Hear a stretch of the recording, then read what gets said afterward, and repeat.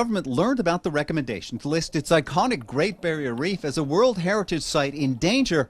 It wasn't happy. We made very clear our strong disappointment, even our bewilderment, that our officials have been blindsided in the way that they have. The World Heritage Committee said the long-term outlook for the world's biggest coral reef system had deteriorated because of climate change, and action was needed.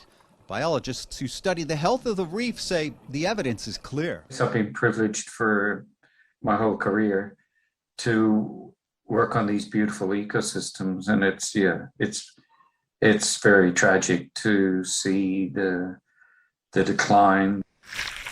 Warming ocean waters are causing more frequent coral bleaching events. That's where corals become stressed and lose the ability to protect themselves. Those bleaching events during the last 5 years have killed about half of the reef's corals. So what we're seeing is the loss of particularly older corals and not sufficient time for them to be replaced with another coral of the same size and age. So there's a big shift in the mix of species. When Australia sought World Heritage status in the early 1980s, it had to prove why the Great Barrier Reef was so unique. That included a list of more than 50 attributes, such as geological features and the vast variety of species the reef sustains.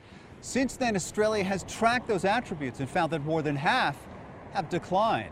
So the evidence that UNESCO has about the decline of the reef into endangered territory comes overwhelmingly from the annual reporting by Australia.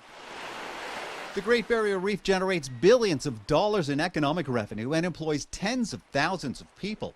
Australia has fought to keep it off the in danger list for years and suggests the latest attempt is politically motivated.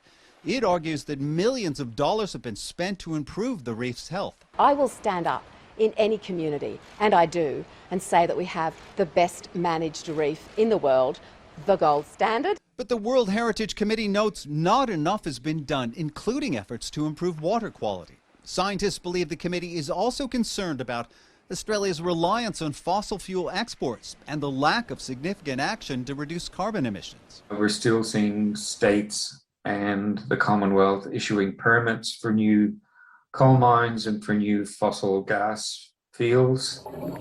If the Great Barrier Reef does receive an in danger listing, Australia will have to show that it has addressed the committee's concerns, as other countries have successfully done, before it could be removed. Greg Navarro, CGTN, Sydney.